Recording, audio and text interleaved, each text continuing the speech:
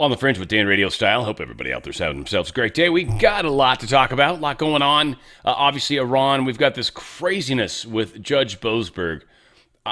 Impeachment seems like one of the only options, but they are definitely going out of their way to protect their own. This is a very interesting situation that's unfurling.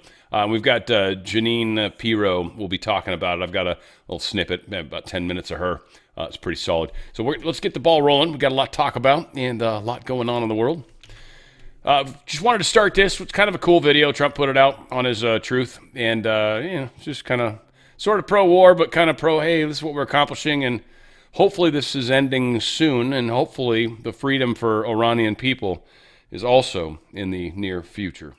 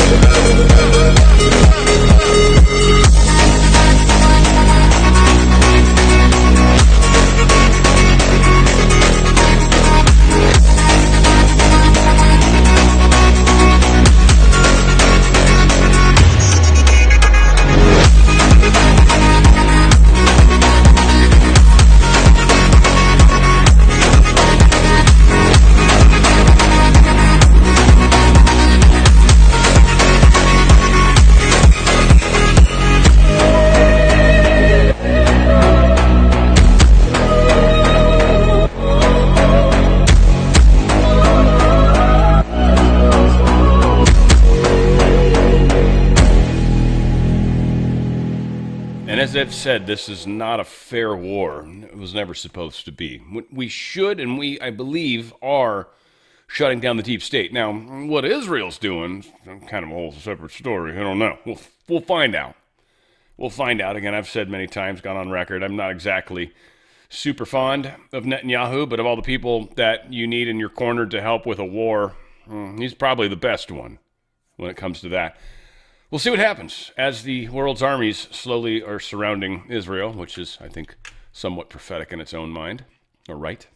J.D. Vance posted this. Please join me in praying for the 6 service members who lost their lives in a plane crash over the skies of Iraq. 3 were Ohioans serving with the 121st Air Refueling Wing, a unit I was honored to visit as a senator. A grateful nation mourns their loss. And we do have the names of the individuals. Their pictures are here. Very sad. Major John A. Kleiner, 33-year-old. Captain Ariana G. Savino, 31. Tech Sergeant Ashley B. Pruitt, 34. Captain Seth R. Koval, 38. Captain Curtis J. Angst, 30. And Tech Sergeant Tyler H. Simmons, 28. These beautiful souls lost their lives. And as I said in the thumbnail the other day, they got to meet God. That's actually pretty cool. That's the best part. When you're done and you get to go home, and God chooses how that usually plays out, right? That's the fun of it. When it happens, you get to meet him. It's kind of cool. State of emergency has been declared. There's raging wildfires going in Nebraska now, which maybe you guys get wildfires all the time. It's just one of those places you don't generally hear about having wildfires, right? Maybe I'm wrong on that. Again, California, we burn all the time. Maybe it's just constantly looking at myself in the mirrors like, oh my God, you see us burning again? Who knows? But it does make me wonder. One, I think some of these states are trying to get money.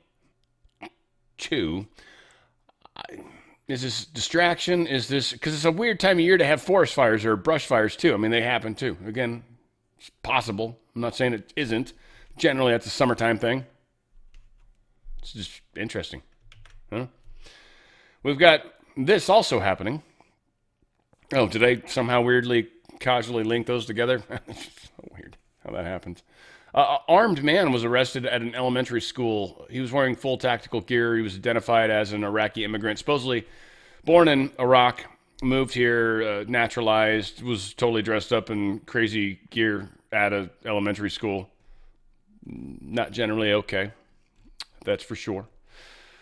Yeah. So we'll see what happens with him. I don't know what he didn't shoot anyone. Don't know what was going on there. Had this situation where someone called in a bomb threat, and this kind of crap's going to happen, but you don't really want to be on the wrong end of this.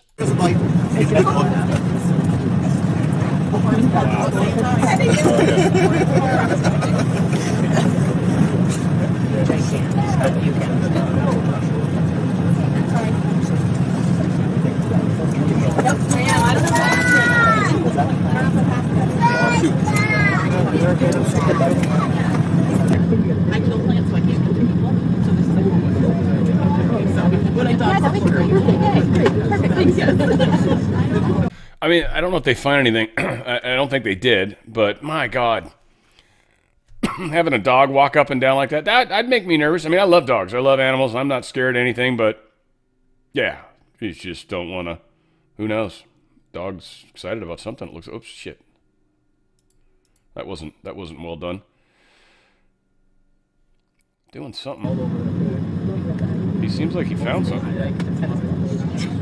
Boom! Nah, I'm just kidding. I'm scared. How many of you guys are scared? A whole bunch of you, I bet. That's funny as shit. That's funny as shit. I know, I probably just gave a fucking heart attack. So make sure you're alive, folks. I don't know if you just found like beef jerky or what the shit happened there. But anyway, supposedly they didn't find anything. False alarm, not good. Democratic Michigan Senator, Alyssa Slotkin, she now says DHS should be funded because, well, they had a little terrorist thing that happened in their state, and now all of a sudden she's a little worried about it. It's kind of funny how these things play out. This is a good little piece Fox did. Check it out. Ton of DHS folks, CBP, and so they are on the call and they are doing their jobs. Certainly, we need to fund the Department of Homeland Security, and we need, in my view, to cut away all the conversation on ICE, which is its own conversation, from all the core missions of the Department of Homeland Security. But they're essential. They're on the job. They're working today. Guy, that seems significant. Maybe a shift, stripping away the ICE conversation and funding the department. Well, ICE is already funded for the next 3 years, so that conversation should have been stripped away already. For her to say that certainly we need to fund Homeland Security, I agree, but I'm not the one who voted to keep it closed yesterday, which is what she did. There was a vote on this yesterday, which finished, by the way, after the attack in Michigan, in her state. She reacted on social media to that terrorist attack in her state before the vote ended. That kept the Democrat filibuster alive, meaning that the DHS department remains closed. She made that choice to vote to maintain the shuttering, the temporary closing of our Homeland Security Agency. And then she comes on the cameras today and says, oh, well, certainly we need to fund it. She had the chance to do so yesterday, and she chose not to. This was after, by the way, there are 47 Democrats in the Senate. 46 of them voted to maintain their filibuster to keep DHS closed. This is after 4 apparent jihadist attacks on the homeland in the last 2 weeks. 4 homeland attacks in 2 weeks, and nearly every single Democrat in the Senate voted to keep Homeland Security closed. It's astonishing. One of those. And again, they keep trying to revert it back to, oh, it's because we're trying to stop the ICE thing, but ICE is funded. All right, now some of it is the expansion. There is some extra money that ICE is trying to get their hands on. That's really what this is about. They're not doing a good job messaging that. I saw it. It's like, I don't know, was it? It's like $8 billion. No, it's something like that. It was a chunk of money. It was a chunk of money. Might not have been $8 billion. I forget the number. I feel like that's it, but it seems really high. I don't know. Apparently, this is Austin Airport in Texas, for those of you that don't know where Austin is. But this is the TSA waiting line to get in.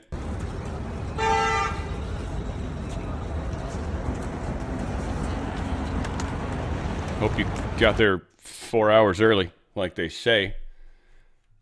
Yeah, if there is any way to postpone travel at this point, I'd be very leery of traveling right now, guys. I mean, again, immediate trips. I think the war is going to be over in probably a few weeks. I mean, that's what we're hearing. We'll get to it, but that's what we're hearing. A few weeks, tops, 3, 2, 1. Who knows? Donald Trump, Donnie, President Trump, as we call him, he posted this. Thank you to Johnny Jones. and all of our great TSA agents who are going out and working even though they're not getting paid, is what he's saying. He says they want your money to go to border criminals, murderers, and foreign drug dealers and some of the worst people on earth. They don't want it to go to you. Keep fighting for the USA. Go to work. I promise that I will never forget you. President Donald J. Trump. And this really is. I mean, there's a lot of people that are posting stuff. I had to quit. Yeah, it sucks. I mean, it really sucks. Having to work and not get paid, many of us couldn't do it. Many of us couldn't do it. You know, you need money to make money. And if you don't have any money, again, this is part of that coming to Jesus moment for all of us, the darkest night of the soul. And by the way, and it kind of hit me this morning a little bit of it, not dread, but it's like, we got a moment. There's the bump in the road that I keep calling it, because I really don't think it's going to last long. I think it's going to happen, and then it's going to be like, you know what, I was almost, and then we'll learn, and things will happen. But I feel like there's a something coming. I think a lot of people feel like there's a something coming. And this something hasn't been manifested yet. You know, a lot of people think God's got all this stuff planned out perfectly, but people respond. People have actions and reactions. And as much as I think a lot want to say, you know, he knows what you're going to do before you do it, that's determinism. There's two different sort of looks at things. There's deterministic, meaning you're going to do what you're going to do no matter what. And you have free will. And there are staunch debates about those two subjects. Again, not going to try to wean any or push anybody in any direction, but I'm very big in the whole try to force me to do something and watch how I don't. That's my point. I guess that's what's going to happen. All right, let's get into this Boasberg nonsense. Yeah. Oh, this really should be over here. Let's put that over there, and then we'll come back to this story. How about that? Because we're going to talk about Boasberg in a second, and I want to tie it up with Janine's video, because I think it's pretty good. Democratic lawmakers in Minnesota passed a draconian gun law after silencing the largest gun rights group. Literally, when they were having the case, I think in front of the Supreme Court for the state, they literally allowed the anti-gun or the pro-Second Amendment, the pro-Second Amendment people, they gave them like minimal time and gave like 10 times the amount of time to the other group. I don't remember where I was reading that, but that was somewhere. Nonetheless, it's illegal, so I'm not really that worried about it. These gun laws are stupid, and they're not legal. This 10-round magazine thing's already been shot down in a number of cases. It goes back to the history, how since we've had firearms, how long have we typically ever minimized the amount of rounds to 10 rounds? And it's like, never. Like, it's always been really whatever you can get your hands on. But, I mean, a 6-shooter was a 6-shooter because that was the limitation of the what's the round part? The revolver part? Whatever that, you could call that part. I don't know what it's called. Chamber? Maybe? I don't know. I haven't talked about my healthy home people in a while, and I was like, crap, I need to take it too. Haven't been good lately. There's a lot of stuff in front of me. There's all the products, I tell you, I try them, guys. I use them. Sometimes it gets to the point where you're like, dude, I'm drinking like 5 things of water, and I'm doing, it's like a job, just trying to stay up on my job. Needless to say, STEM Active is the one that I'm really, really fond of. It's the one that made a huge difference, and I realize it's making a difference long term for me too. Stem cells are cells that can become any cell in the body. They're an important cell. They can become any cell in the body. I like to call them androgynous, but it just makes them sound kind of gay, which is not what I mean, but it's funny. And when I act them out, that's usually what I do. But stem cells can become any cell in the body, meaning if you need like the lungs, like, I need a cell. And then a stem cell like, da, da, da, and they do the trumpet and they run in there and they become a lung cell. Now, once they become a lung cell, they're forever a lung cell. That's just it. But the stem cells have that ability. Lung cell, born a lung cell, it's forever a lung cell. It can never become anything else. It's like a caste system. So stem cells help your body heal majorly. And as you age, they reduce in number. Now, a lot of people are like, what, are you giving stem cells to me? No, because generally those come from fetuses, which is disgusting. These are actually, it helps your body, plant-based materials, helps your body create 25 to 40% more stem cells just out of the gate. Boom. Within minutes, really, from the stuff starts to dissolve quickly. It's the gel caps, it's powder, starts happening. It's awesome. I had issues with my shoulder. I was working out. It was hurting. It's just like it just hurt. And I've dislocated it, so it wasn't like a shock, but you know, it sucks. This actually helped. This made it go away. I wasn't really doing the collagen. I should do the collagen more. I haven't been doing the collagen. I need to. But it's kind of almost been intentional because I wanted to see the stem cells themselves. Collagen is supposed to help your joints and everything else too. I can only imagine how much better I could be. But the stem cells are amazing. You guys should try it. They also got it for pets, and it's about half the price of what you pay for adults. So I would highly recommend that. Balance, ladies going through the change. It's a lotion, transdermal. Whether you're on synthetic hormones or not on synthetic hormones, women are finding amazing success with this transition in and out of baby making. By the way, because it's working for younger girls too. Balance is bringing exactly that, balance. Like no more crazy hormonal issues. I don't even try to explain how. I have no idea what it's like. I just know I've been on the receiving end of people that are having hard times. And yes, this is supposed to, from what I understand, it helps tremendously with the whole process of this transition. And women are finding that they're sleeping better. They're finding that their temperature controls are better. They're finding that they're not kind of emotionally just out of control as much. It's like it's a lot more even keeled. It's a lot more, and it's helping relationships, both with kids and with loved ones. It's just a powerful thing. Maize, again, collagen, it's peptide. It's liquid. It's the best way you can go. Highly recommend it. Prime gets more oxygen in your blood. It's really what it does. Puts more oxygen in your blood and just more energy. It's good stuff. So if you ever need a little extra energy boost, Prime is a good one. It's not like caffeine. You don't feel it. But when you're doing stuff, you're like, I'm not winded as easily. You will notice your stamina is increased. So powerful stuff. Would have helped if I put that up. Go to danradiostyle.healthyhome.com. That's danradiostyle.healthyhome.com. Once again, only because it's not been on the screen for an hour, danradiostyle.healthyhome.com. Those healthy choices. Love it. It will keep you healthy longer. You'll love it. Okay, so, Judicial Boasberg, as I call him. What's his name? It's not Jerome, is it? That's James. There it is. James, Jerome, all these people. This is so confusing. Anti-Trump Judge Boasberg blocks grand jury subpoenas in Jerome Powell investigation. He literally blocks the subpoenas. Says you can't do this. They were asking for the financials of the work being done. This $2 billion renovation. It's extraordinarily expensive. And Trump's like, I want to see it. He went and walked the facility, which Trump's an expert at.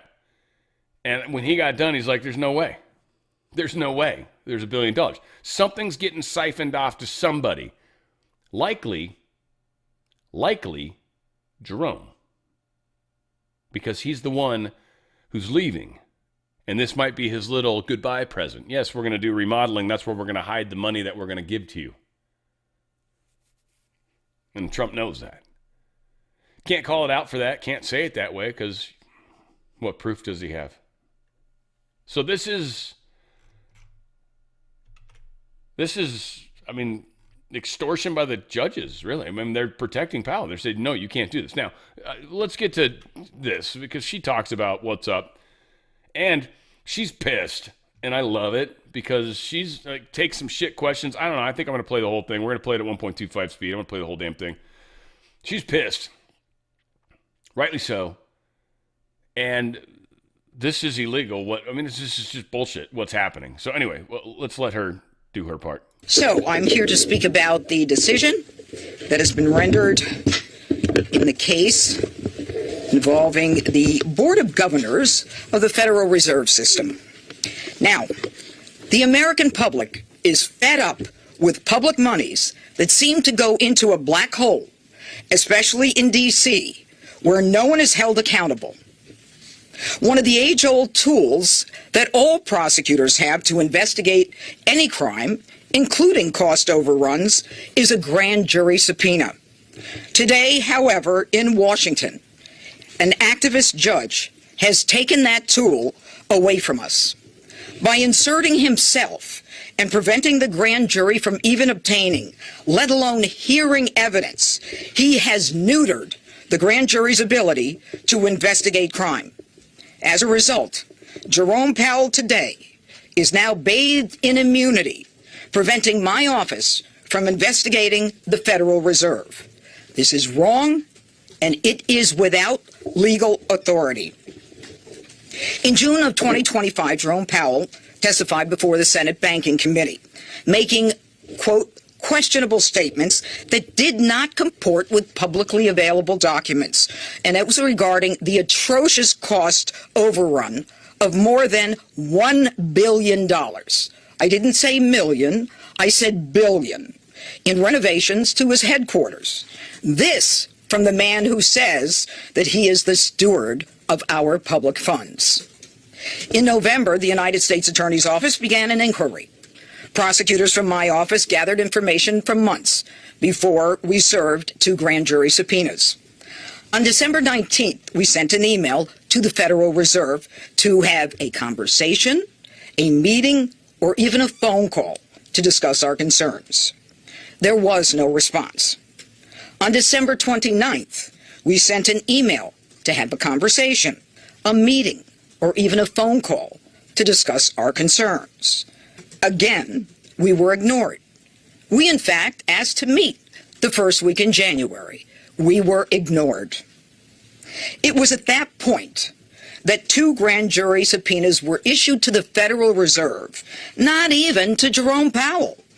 Again, no response, no compliance, but instead a woe is me video by Mr. Powell falsely claiming that he was being threatened with criminal indictment.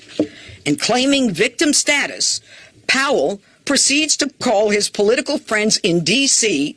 and around the world to gin up support for himself, all the while refusing to produce simple documents. Now enter local District Court Judge James Boasberg, whose written decision on its face makes clear his antipathy toward President Trump and this administration. He quashes both subpoenas, thereby prohibiting us from reviewing any records and precluding us from submitting records to the grand jury. That grand jury, of course, comprised of ordinary people. Ladies and gentlemen, no one is above the law. But for the first time, a judge is ruling that a grand jury subpoena, on its face legal in all regards, can be ignored because a judge thinks the subject is beyond reproach. This is a decision that is untethered to the law. It creates chaos where any defendant who wishes to evade an investigation, guilty or not, can allege I'm a victim, I'm being targeted, and therefore you cannot investigate me. And if you find the right judge, he'll buy it. This is the antithesis of American justice. Exonerating anyone without any records, without an investigation or question, is not how our criminal justice system works.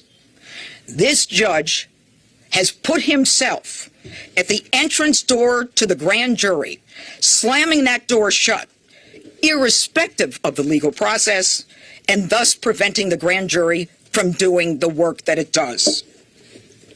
So what is the law? What is the law? According to the United States Supreme Court, the highest court in the land, certainly higher than the court that Boasberg is on, a grand jury, every grand jury, has broad discretion to, quote, investigate merely on suspicion that the law is being violated, merely on suspicion the law is being violated, or because it wants assurance that the law is not being violated. In fact, the court says a grand jury may act on tips and rumors. Right here are the cases and the citations from the highest court in the land. And yet this judge is shockingly requiring the government to show something akin to probable cause, and those are his words, probable cause, in order to justify the issuance of a grand jury subpoena.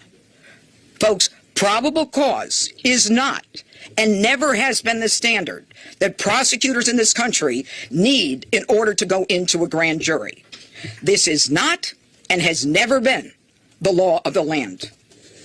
And so this decision today by Judge Boasberg runs directly afoul of our highest court's admonition that courts and judges must not and cannot saddle grand juries with mini trials and preliminary showings that impede a prosecutor's investigation and thus frustrate the public's interest in the fair and expeditious administration of justice. No one, folks, is above the law. And this outrageous decision will be appealed by the United States Department of Justice. Go ahead, sir. Do you think that your office's failure to attempt to prosecute 6 members of Congress? I'm not here to talk about 6 members of Congress. I'm here to talk about the fact that the grand jury has a job. They look at evidence. They decide whether they want to indict. If they don't indict, so be it. And if you want to know what the judge thinks, go ask him. Next question. Can I get your reaction to statements from Senator Tom Tillis, who you know has been blocking and vowed to continue blocking? You know, honestly, I don't know and I don't care, and I'll tell you why. I am in a legal lane. All of the rest is white noise. I don't care what they say. I have a job. I have the ability to go into a grand jury. There are questions that the American public and people in D.C. are entitled to know where $1 billion has gone. And that's my focus. But he is asking for an assurance that the investigation into Powell has ended it. Are you willing to concede? Did you hear what I just said? Yeah, I just said that this decision will be appealed by the United States Department of Justice. That's the answer to your question. We're looking at 1001, and we're also looking at a statute having to do with fraud, but it's up to the grand jury to make that decision. We're $1 billion over in cost overruns. Are you kidding? $1 billion? We're not talking about huge buildings here. Go ahead. Kevin Warsh is Trump's pick, though, President Trump. I don't even know who he is. So isn't this just essentially holding up President Trump's pick or any forthcoming picks since Senator Till has said he will not vote? Okay. I don't know how to explain this, but I'm going to try. I've been a prosecutor, a judge, a DA, and now a United States attorney for well over 3 decades. Politics is not the lane I'm in right now. And I have a charge and an oath to the Constitution. And my job is to present evidence, and I can do so when I can merely on the suspicion that the law is being violated, or even just because I want assurance that it's not. I'm not in those lanes, and I will not allow myself or my staff to be in those lanes. And that's why we brought crime down in this jurisdiction. We are focused on the law. We're focused on the people of the district. We are not focused on politics. Go ahead. Judge Boasberg, in his opinion, said that you, quote, promptly complied, unquote, with President Trump's apparent direction to prosecute Powell. Can you just state for the public record, how did you have the idea or, the impetus to start this inquiry? First of all, he's totally wrong in his assessment of the dates, and that's why we're doing a motion to reconsider, because he got his dates wrong. And as far as I'm concerned, this was something that was of public interest. It was something that the Senate Banking Committee wanted information on, and it is something within my jurisdiction and my charge. But I want to tell you a story. When I was a young prosecutor, I was one of the first people to investigate child abuse as a crime. Everyone thought it was a social problem and not a criminal justice problem. The kids are better off with their parents. There was an organization, and that organization didn't have a very good reputation. And it was one of the societies that was out there trying to prevent cruelty to children. And I set up a relationship where they would bring me cases. And people were outraged that I would deal with this organization. And my answer to them 30, 40 years ago, I'll deal with the devil. I'll take a case from the devil if you can give me information that will lead me to possibly find a crime. It doesn't matter where a case comes from. It doesn't matter. I can have a suspicion. I can read the newspaper. I can just want to make sure he didn't commit a crime. So don't make the judge is wrong on his dates. He is wrong. That's why we're not only appealing, we're making a motion to reconsider. Okay, I want to say one more thing, and I think it's important that you guys hear this from me. There's another way of looking at this, and that is that it's not just the public being fed up with this stuff. It's the fact that what we've got are grand jurors who are supposed to hear this, and they haven't been able to hear any of this because someone has decided that they're not entitled to hear this. Can you take this? Thanks. This process has been arbitrarily undermined by an activist judge. We have a process. We have been asking for information about a matter that has raised questions in many people's minds. Senate banking, the public, the papers, it doesn't matter. So give me the information so I can assess it. Give me the information so the grand jury, comprised of regular Americans, can say, there's nothing here. And I'll accept it the way I accept other cases. Okay? Whatever it is, we'll abide by it. What we don't accept is a judge standing in front of the door of a grand jury blocking our access, a role that has never been envisioned, a role that will now be used by other defense attorneys around the country, who's going to come in with a client and say, oh, my client is being targeted, don't you dare go in the grand jury. A judge says, yes, the guy's bathed and washed in immunity, and you can't go after him. The process should have been allowed to run its course, and it wasn't. And shame on them. Oh, cut it out. Do you know how many convictions we've got? Cut it out. You're in one lane. We have cleaned up this city. Yeah, historic, really? I'll tell you what's historic. What's historic is that I prosecute everything other than 10% of the cases, where the United States attorney before me didn't prosecute 67% of the cases. That's what's historic. I'm willing to take a not guilty. I'm willing to take a no true bill, because I'll take all the crimes and put them in. Thank you. Thank you. That's all the time we have. God, I can only imagine what angry sex with her would be like. That was, wow. Anyways, that's not saying I want it. I'm just saying it's good imagination. Dude, right? Did you guys hear that? She was freaking out. That's incredible. This is a war. This is demonstrating to us how corrupt things are. But I think we've got chances. Saving America Act right now is a big deal.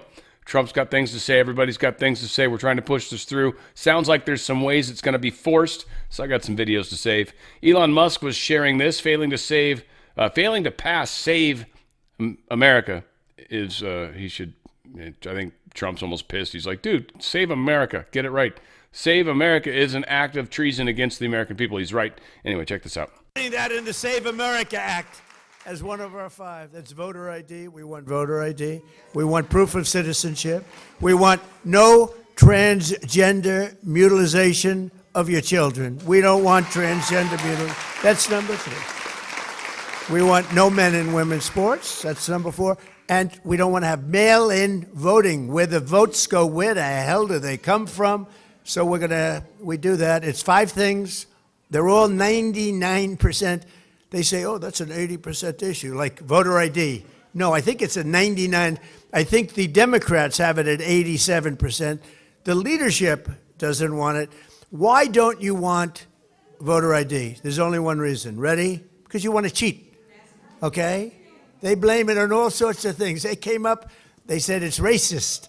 They came up with things that you have to say their imagination is great. No, we're not going to let them cheat like they did in a certain election that we won't talk about, but that election was, and they cheat now. Look, we're not going to let it happen. So we're going to go get the Save America Act, not the Save Act. Nobody knew what the Save Act meant. The Save Act, what save what? Save America Act. And we're going to do everything we can. It's hard to believe. It's hard to believe we're having a hard time. I think anybody that votes against it shouldn't be allowed to run for office. You want to know the truth? Well, I want to know the truth. I want to know the truth, sir. I'm ready for the truth. Here's Anna Paulina Luna talking about this act and what they're trying to do. So next week, the Senate is going to be doing something called a show vote, meaning they are putting the Save America Act on the floor of the Senate, but they know it's not going to pass because they're not using the talking filibuster, which is how they would get it over the finish line. So instead of applauding them for their failures and mediocrity, the other strategy is to actually attach the Save America Act to FISA, which is a must-pass piece of legislation. Now, there's also been a group of us, a blockade that's formed that will in no circumstance allow any piece of legislation that the Senate sends down to pass because they're not doing their jobs on behalf of the American people. Meanwhile, the Senate literally just lectured us, oh, we don't have time to, use up our floor time on voter ID, literally one of the most important things in the country. Yet they're doing dog parades, they're going on taxpayer-funded congressional delegations, they're doing anything but their job. So that's a good pressure point, but really how we're going to get this done is attaching it to FISA. So please, please, please make your voices known to your elected representatives. Hopefully we can do exactly that. We'll see if it actually plays out that way. Here is a little more going on. So up to 50-ish House Republicans now are saying they're going to do this little blockade thing. Check it out. How big is this block of congressmen willing to not vote on other legislation? You only need a few to make a difference here.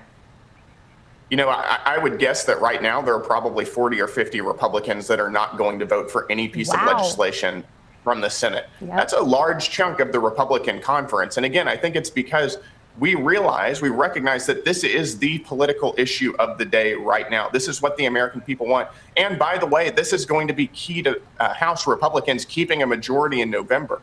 It's going to be hard for us to go back to our voters in November and tell them, listen, you gave us control of the House, you gave us control of the Senate, and we couldn't get a common sense voter ID bill passed that both parties, at least from a voter standpoint, support.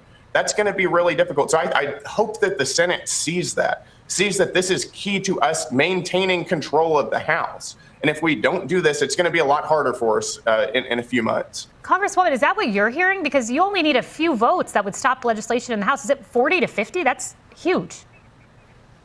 Oh, most certainly. In fact, most of our frontline members understand, as Representative Gill had stated, how important this is, not just for their reelections, but also remember, we all campaigned on election integrity. The president literally got shot. I don't know if the American people remember that, and still won by overwhelming majority. And yet you have, senators, both Democrat and Republican, saying they won't support this, and that's unacceptable. And so, yes, they will not pass any legislation. We have the votes to kill it. No rules will pass. None of their legislation will get through. Yeah, they are destroying the fight's on. And the House is the only place because they got to get elected more often than the Senate, obviously. So we have a very different situation. And it's impressive. Now, one thing that's kind of cool, give points where it's due. Florida Governor Ron DeSantis has now confirmed he will sign into law Florida's own Save America Act after it was passed by the legislature. Obviously, Florida's got no problem passing stuff like this, right? That's very good. Good stuff. And I still feel like, this is just a funny thought, but I still feel like DeSantis he's got a trust factor that's worth a lot. People trust he'll do what he says. You know what I mean? He's not strong enough like Trump kind of out in front of the microphone. Even J.D. Vance, I think, is stronger in that like personality kind of contest. Unfortunately, it's no slam on him. And then maybe even, because this is how people are, we're very judgmental, maybe the fact that he's short also hurts him. And but whatever the case is, DeSantis, again, it bugged me a lot when he went against Trump. But I think that was all part of the plan. And he backed out, and he never said a bad thing about Trump. So DeSantis handled himself well in a difficult situation. I always wonder about him. There's a chance that he's one of those little sneaky cards that we might use down the road to do something cool. Who knows? Just talking crazy. This was actually a good little report here, too. All 9 members of an Antifa cell in Texas have just been found guilty of terrorism charges brought by the DOJ. This is a big deal. This is the first case where Americans, essentially, were found guilty for treason and for terrorism, I should say. Sorry, same thing, kind of. But anyway, check it out. Property and will. Suspects are now in custody after a Texas police officer was shot in the neck while responding to a call outside of an ICE facility. So it happened in Alvarado, which is near Fort Worth. This was over the holiday weekend, and Jonathan Hunt is following this story for us. Hi, Jonathan. Good morning, Dana. This all played out in the late evening of July 4th outside the Prairieland Detention Center in Alvarado. Police officers responded to a call about a suspicious person outside the center. When they arrived, they saw someone who appeared to have a gun. One of the Alvarado officers tried to talk to that person, and at that point, several other people opened fire on the officer, who was hit in the neck. He was treated at a local hospital and has since been released.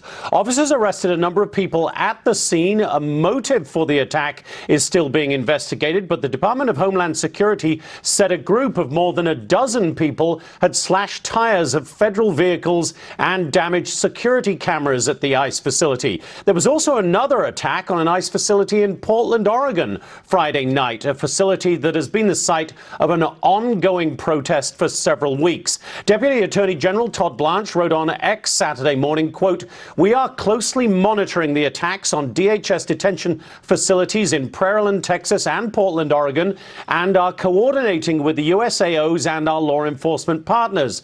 The department has zero tolerance for assaults on federal officers or property and will bring the full weight of the law against those responsible. Now, both attacks, Dana, happened on the day President Trump signed his domestic policy bill into law, a bill, of course, that includes some $45 billion to expand the capacity of immigration detention centers and $31 billion for ICE operations. Dana? All right. One thing that people don't pay enough attention to, or maybe the panickers out there, the panicans, if you will. I don't want to name names. There's just one that keep popping up because he's very popular and he has a lot of famous people on his show. And Jesus Lord. But nonetheless, yes, we have terror cells inside this country, probably. I'm sure. How many? Who knows? All that. But when you look at these pictures, a lot of these are people that are friggin' homegrown, folks. Okay? Homegrown. Just crazy. A lot of cases, obviously some trannies in there. But who knows? So there's a little bit going on. There's a couple of them that don't look like they maybe grew up here. So there might be somewhat leaders of the pack. All said, just understand we've got a bigger problem than just the ones that, you know, they want us to worry about. The ones that like they're putting hand cream on for. You know, like it's like, no, we've got bigger problems. Literally, you could have a child in your house that might be radicalized. What do you do? How do you deal with that? Like, different problems today, aren't they? They're watching too much TV. I don't know what to do. Yeah, totally different problem than they might be radicalized and possibly going to shoot me and my neighbors. A little scary. Got a fugitive that's wanted. He just apparently killed some Dallas SWAT officers, and he was apparently Rep. Jasmine Crockett's security guy. So he's escaped somehow. I don't know what this. Hopefully this is good. Let's check this. Well, the story, anyways. These images of Mike King standing close to Congresswoman Jasmine Crockett shows how trusted he was as part of her security detail while she's been in office and while on the campaign trail during her recent run for a U.S. Senate seat. Multiple law enforcement sources say King was the man shot and killed after a standoff with Dallas police SWAT officers on Wednesday night. Police say he was chased into a hospital parking garage where he barricaded himself inside a vehicle before he was forced out by tear gas and pulled a gun on officers. Wowzers. So I guess they smoked him. Sounds like. Did I hear that wrong? Yeah. Wow. Jasmine Crockett's security guy, friend, whatever. Who knows? Fairfax County parents are telling this dude that their girls were being literally groped by an illegal, and we can't get them out. They won't let ICE come and get them. This is disgusting. Hey, I'm Nick Minock with 7 News. I'm learning a Fairfax County high school student is charged with 9 counts of assault and battery, and this student happens to be in the country illegally. ICE told me that he entered the country in 2024 and was released under the Biden administration. And now he's charged with assault and battery. ICE told me they lodged a detainer against this man who is in the jail, and Sheriff Stacey Kincaid will now honor that ICE detainer. Now, I looked into it and I spoke to parents of about a dozen victims who tell me that this man, who's 18, will soon be 19, and is a junior at Fairfax County High School, went behind their girls in the hallways at school, and he put his hands in between their legs, moving from the front to the back with his hands. And this happened at least a dozen times, they tell me. And several victims have come forward. And parents are livid at Fairfax County Public Schools. They say they've been sweeping this under the rug, and this alleged behavior has been... Right, so you get the gist of it. What's up with those gloves, by the way? It's the fucking weirdest gloves in the world. They're gloves, and then they got these strap-on things. Like, freaks me out a little bit about you. Just saying. Not trying to be a dick. Maybe that's like how you keep them on, probably because it pulls tension on this, the thumb. It's like that's like the $200 pair of gloves. I'd probably do something shitty like that and buy those just to see what they're like. I'm like, why are these so much more expensive? What's the deal? It's stupid. The Oklahoma House, they just passed a bill banning the state agencies from flying the LGBT plus numbers slaughters, everything.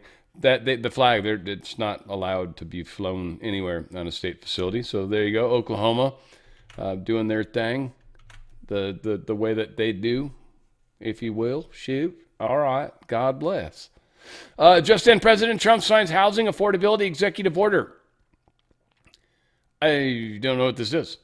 Layers of unnecessary regulatory barriers, slow permitting processes, and onerous mandates at all levels of government have delayed construction, restricted development, and driven up the costs of new housing. I mean, if there's a bunch of bureaucracy and he just thinned it out, which would be one of the things he said he would do, then that would be cool.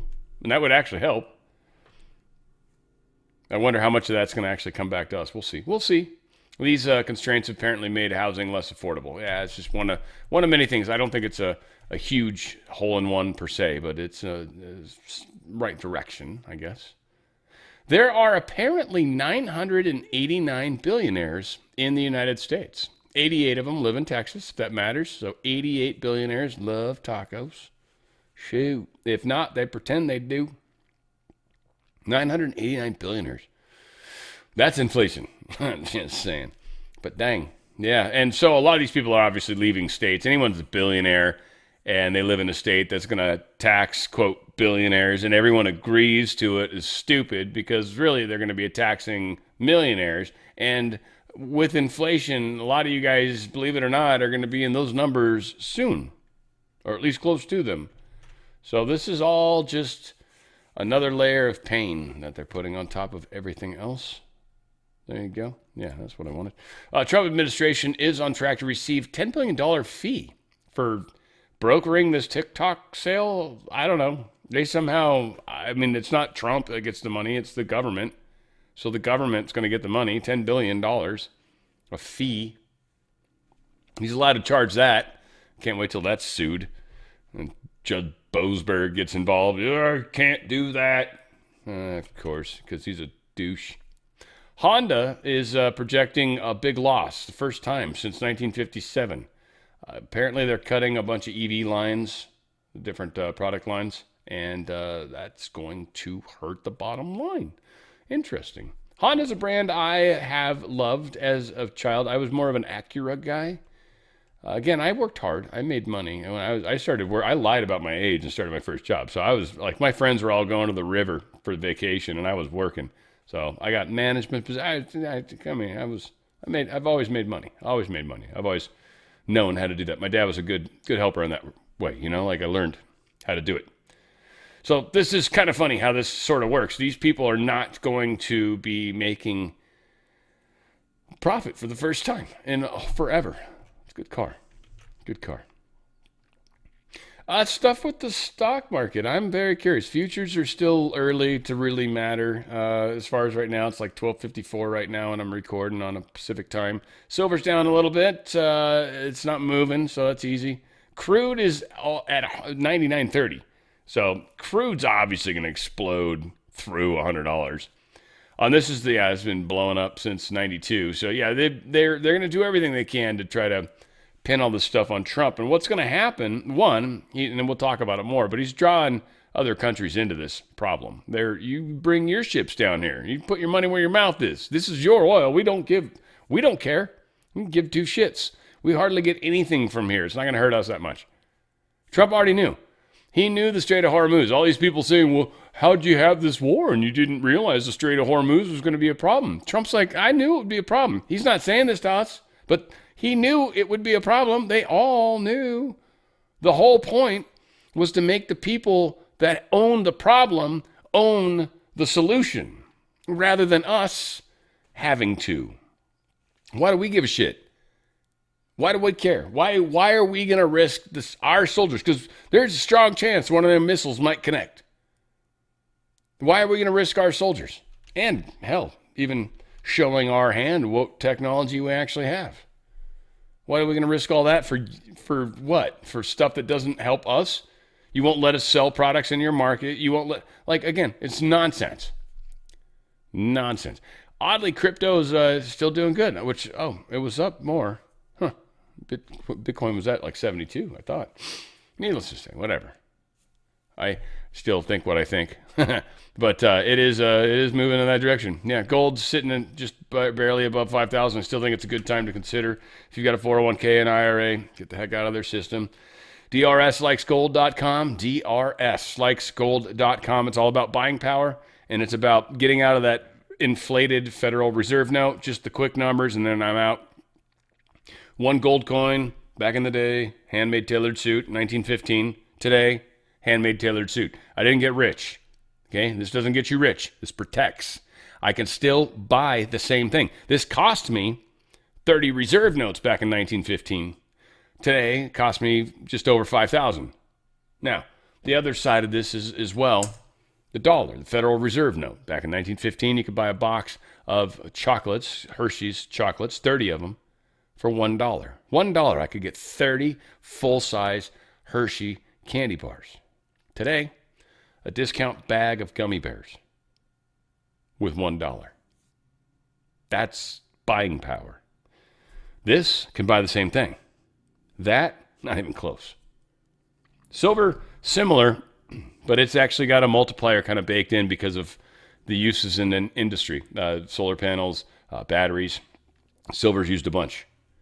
And so it's becoming sort of hard to get a hold of. And the prices of it are going to go up mostly because of that. And the paper contracts are going to stop pushing it down. This is going to be an interesting situation. So getting some silver is a great idea. My friends at Goldco can help you get out of your 401k IRA. It's pre-tax money. So you get out of it tax-free, penalty-free. They move it sideways. You never get to touch it. If you want to touch it in any way, shape, or form, you're going to get hosed. Don't do it. It's not worth it. Move it sideways, tax-free, penalty-free.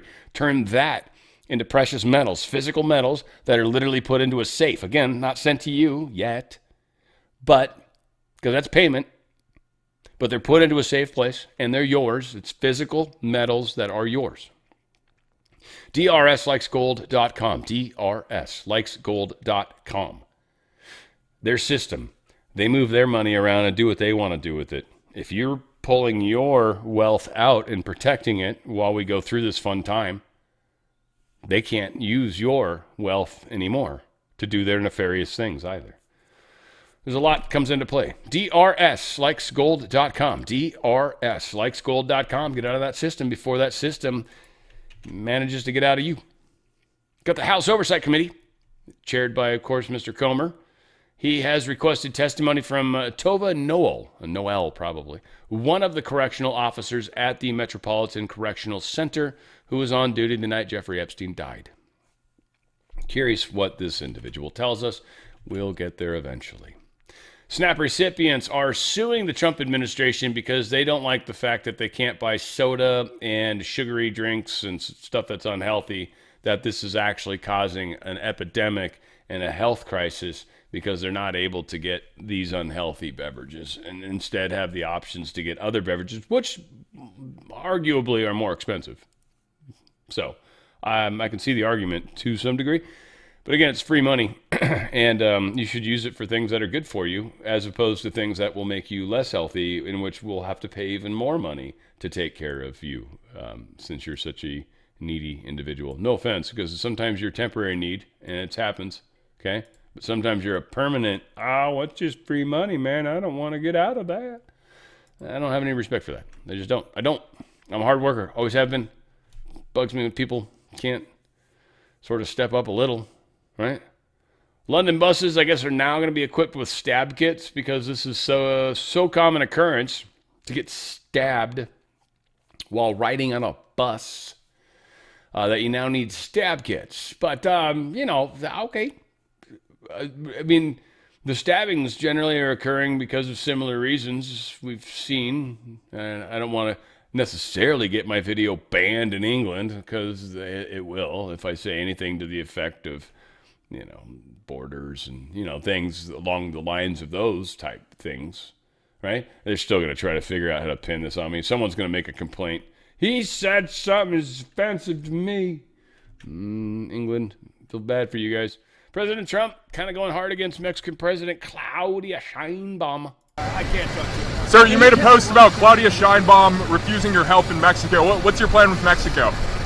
Well, she should not have refused my help. I offered to get rid of the cartels in Mexico, and some reason she doesn't want to do that. I like her very much, but she should get rid of the cartels because the cartels are, whether we like it or not, the cartels are running Mexico. We can't have that. Thank you. Running it on empty, that's for sure. So, and again, I feel like there's a lot of stuff that's they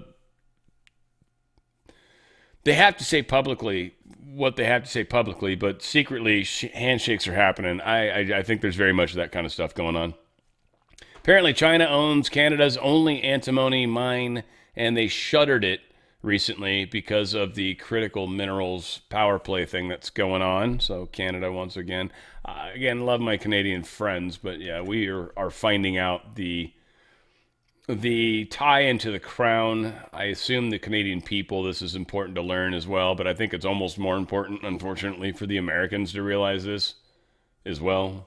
And there's a lot more of us. So this will work out in the best for sure in the end, but it's going to be a fun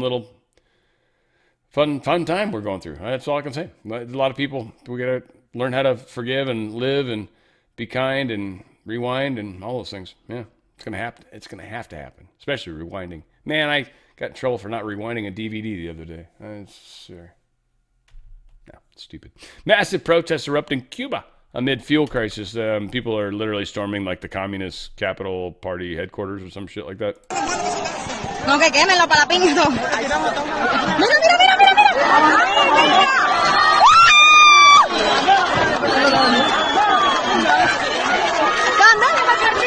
That's some big ass fire that they're taking in there. It's like fire. Like, I mean, dang gum. As what the politician's name is. Officially, U.S. flag has been raised over the embassy in Venezuela. This is actually kind of symbolic and cool, and first time it's happened in like 10 years, a decade, they say. Nearly. So it's been less than, obviously.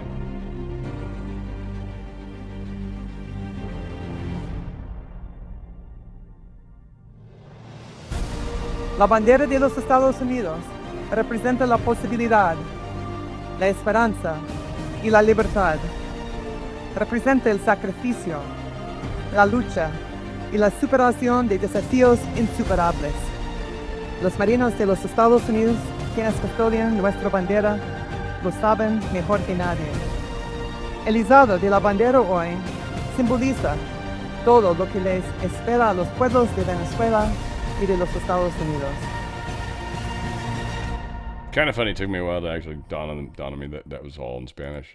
I was like, yeah, I totally understood most of it because it's pretty simple Spanish and very slow. I can roll with that. Anyway, needless, yeah, we got it there. It's happening. Trump is easing Venezuelan sanctions on oil and fertilizer to blunt the Iran war costs. Again, we shifted some stuff from a country that was selling to China and selling to Russia to now selling to us, and they're in our poll, to, no longer requiring that stuff to come from the Persian Gulf area. He knew this was coming. He knew they'd shut down the strait. He was already ready for it. And Scott Bessent's badass. Badass, home dog. I swear, I don't want to say it just because if you don't know, you don't know. But it tripped me out when I found out. You guys, those of you remember the show when I found out about him. It was like, whoa, I did not know. And it explained everything. It explained a lot of things, but still. Dude is badass. Iran. I think he's the one that punched Musk in the face, guys. Musk got that little bruise that his child gave him. I think it was Bessent. I think Bessent's like, you motherfucker, you say that again, I'll punch you in the face. And Musk being an idiot, because he kind of is. He's brilliant, but sometimes smart people do stupid things. And you're just like, how did I do that? I'm smarter than that. Anyway, happens. Many countries are going to send warships to patrol the Strait of Hormuz, Trump is saying. Many different countries. They're all coming. And they're going to, and that's Trump's point. It's like, you all need to take some ownership of this. We're not going to. We're handling what we're handling. We got what we want to take care of, taken care of. Y'all want to get shit in and out of that little area there? All right. You get down there and put some ships. Put your money where your mouth is, bitches. Because this is what his point is. You know, you want the trap, and I bet you money. I bet you Spain's tied up in the Persian Gulf so badly. I bet this is killing Spain specifically. There's probably, like, Trump probably like, all right, when is the maximum amount of Spanish shipping going to be trapped in the Persian Gulf? All right, go. Not solely, of course. Spain's not big enough country to matter that much. Few posts by Trump that are a big deal. Yet again, an intentionally misleading headline by fake news. I was going to show the news story, but it's like stupid. He's talking about a fake story that's out there. So apparently there's a fake story that 5 tanker planes were supposedly struck down at an airport in Saudi Arabia. That's a fake story. I'm not going to read all of it. If you believe that story, Trump's telling you it's not true. There you can go. You can figure out what you want to believe. Donald Trump also truth. The United States of America has beaten and completely decimated Iran, both militarily, economically, and in every other way. But the countries of the world that receive oil through the Hormuz Strait must take care of that passage. And we will help a lot. The U.S. will also coordinate with those countries so that everything goes quickly, smoothly as well. There should have been a team effort, and now it will be. It will bring the world together toward harmony, security, and everlasting peace. President Trump. So countries that have shipping in there that they're responsible for or want or need, they can provide escort of those ships. And we'll try our best to make sure if anything weird happens, that will blow the hell out of them. Trump also posted this moments ago. In my direction, the United States Central Command executed one of the most powerful bombing raids in the history of the Middle East and totally obliterated every military target in Iran's crown jewel, Karg Island. That's where all the oil stuff is, but they didn't attack the oil stuff. They attacked all the military targets, and there was some underground stuff there most likely too.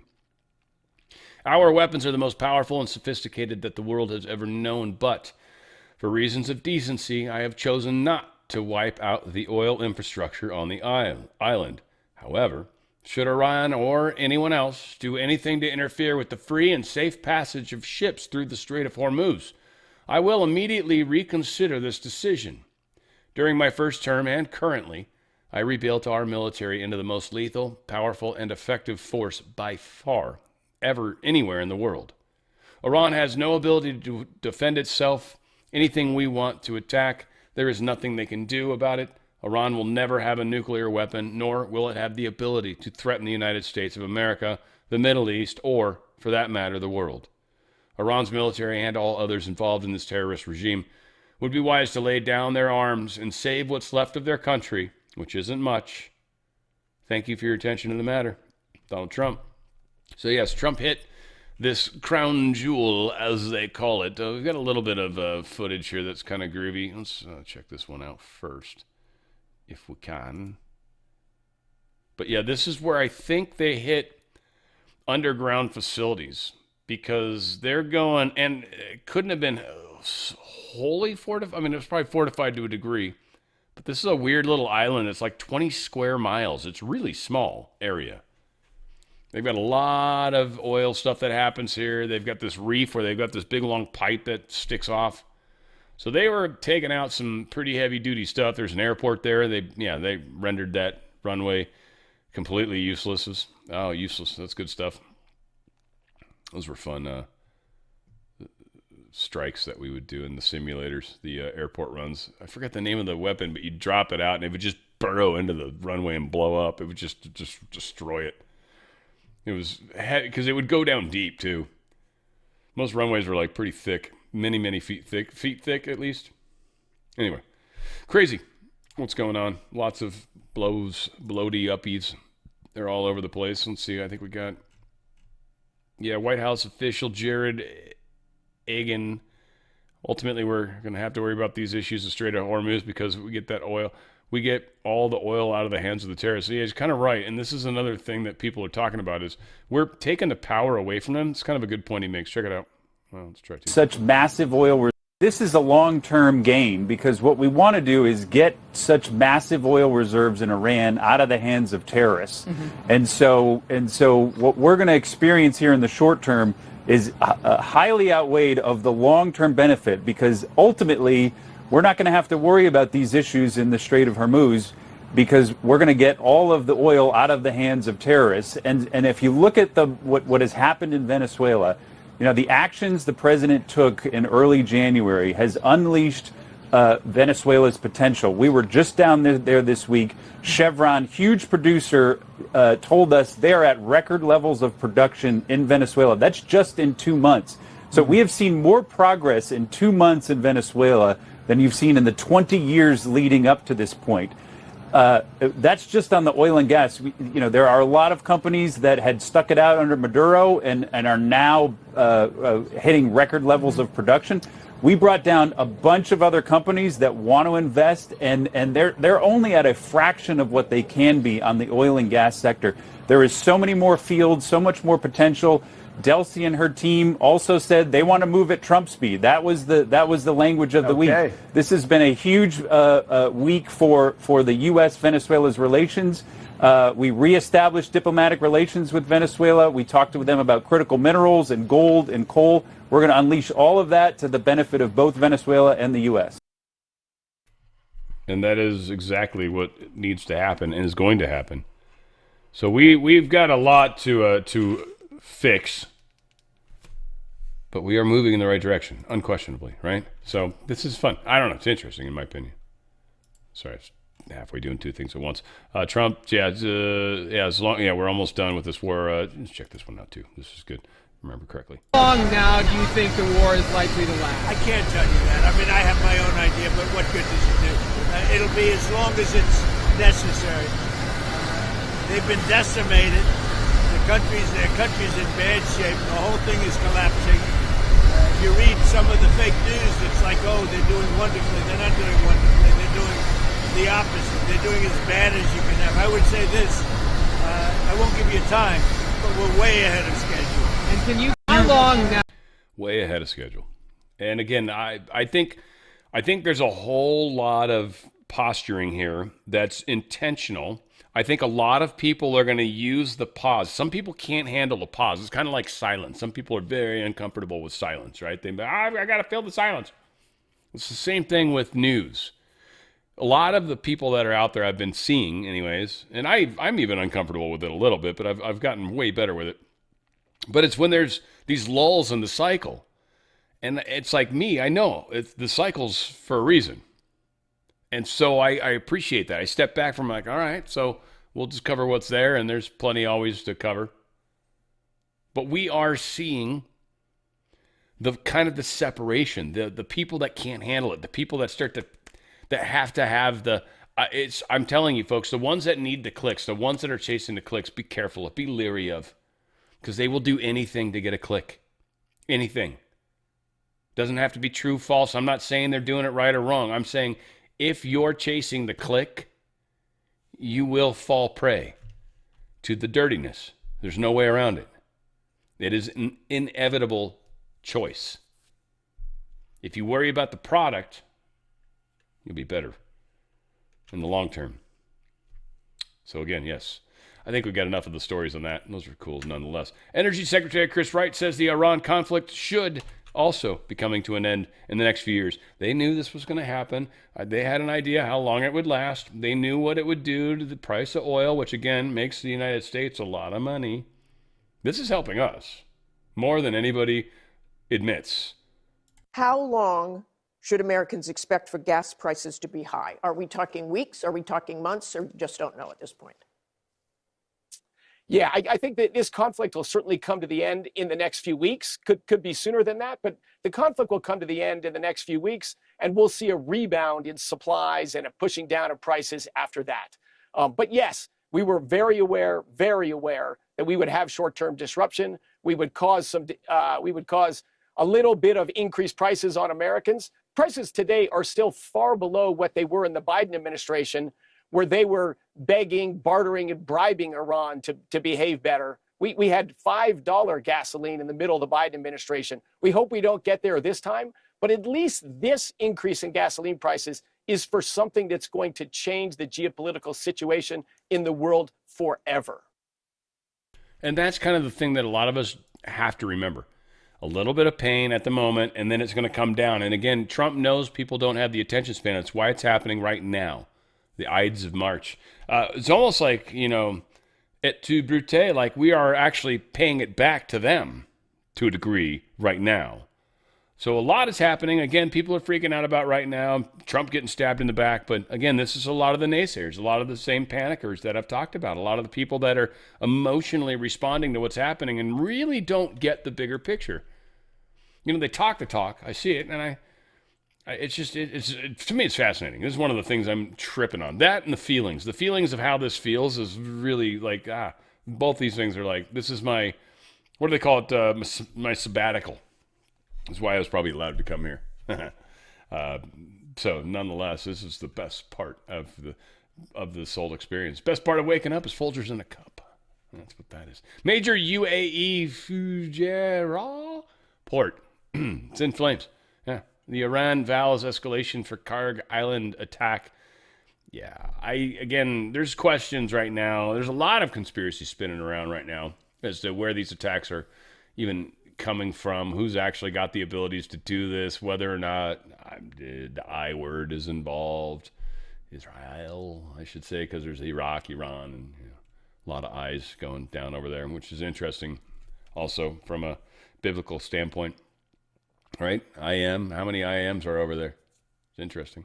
Another video of the damage done to the U.S. Embassy in Baghdad following a drone strike. So, yeah, they attacked the airport, supposedly hurt some people. Americans, I think, too, unfortunately. Very sad. No one died, I don't believe. Just hurt. Something more severe than a paper cut, I'm sure. So it's not good. Iran wants ceasefire, but terms aren't good enough. Questions whether the Mojtaba Khomeini is even alive. I love how we always feel like we got to try to pronounce it properly. Do we? You maybe don't. I don't know. As a journalist that mispronounces things all the time, I sometimes feel like I should try. Khomeini, like if you hear people say it on the TV, and you're like, that's how I'm supposed to say that? Really? That's just ridiculous. I feel like I'm making fun of you when I say it. That's what it feels like. Needless to say. Yeah. He wants to end the combat. They don't think the dude's alive. I think they literally are letting Iran kind of soil in their own mess. I mean, to stew in their own soil. I mean, it is. They don't have a leader. They don't have a direction. After this dude's dead, they don't have anything. I think that was the plan all along, was to get the father and the son at once, because I'm sure, knew that they would choose the son as the next person. Duh. They'd probably been working on that for years. And there you go. So he supposedly lost a limb and is in critical condition, if not, he's in bad shape. Coma, they even suggest, which would strike me as critical. Iran-backed Iraqi militia has placed some bounties on the U.S. officials. Kind of stupid, but it does show what Iran's trying to do, like the little bit of money they maybe have. And it's probably U.S. dollars they're just trying to blow that they've got because they know they're worthless. Literally, worth less. Day 16. I don't know if anything super jumped out. UN peacekeeper under fire in Lebanon. It looks like the war actually took a pause a little while ago, interestingly. America joined an Italian-American base, was hit by a Kuwait by a drone. Some stupid stuff. Yeah. Anyway, nothing. I think we got most of it. Israel is planning a massive ground offensive into Lebanon, sources say. It's Axios. I don't trust it at all. But when it comes to Israel, I kind of do. Because Axios and Israel are still very much simpatico. Keep those things in mind. Politico, too, is another bad one. Don't trust them for shiz.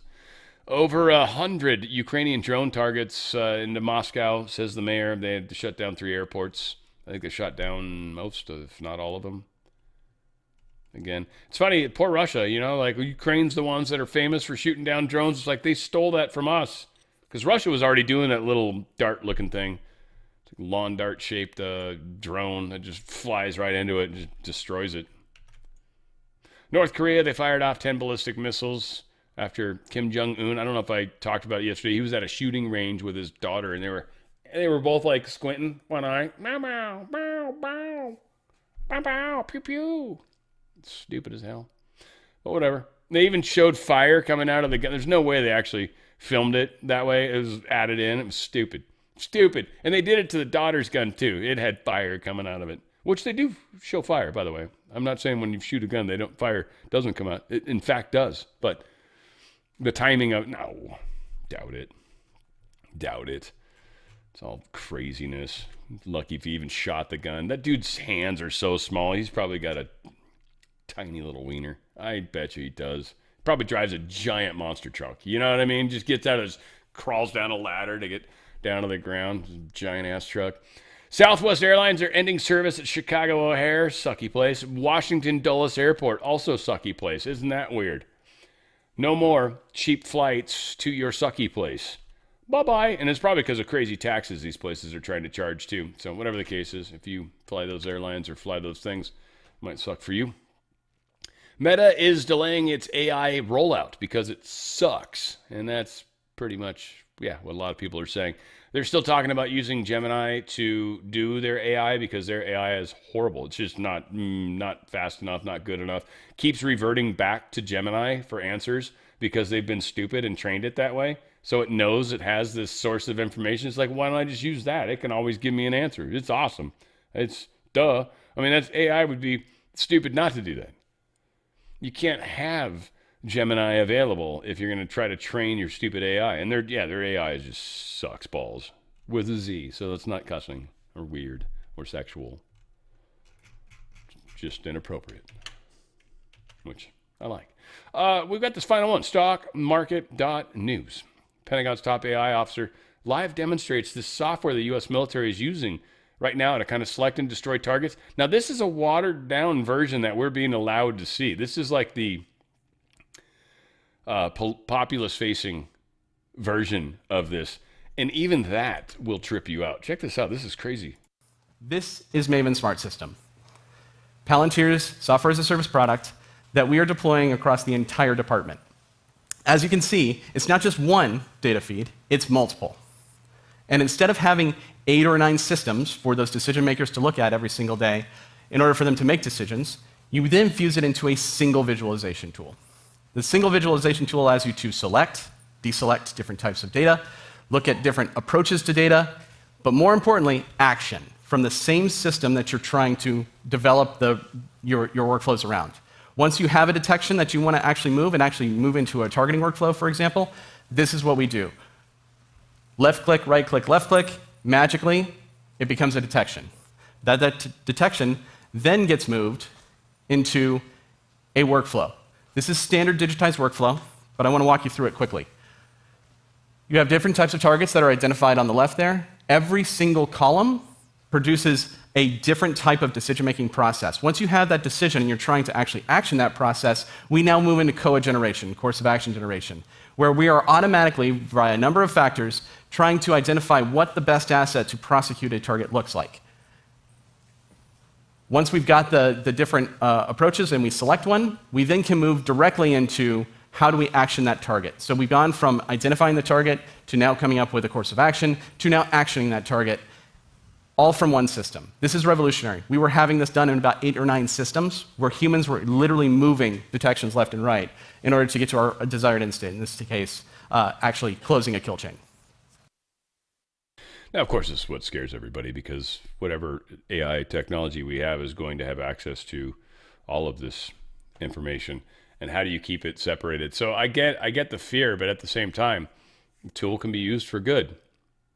And just because evils once ran this world, they will no longer run this world. And so we can use these tools for good things.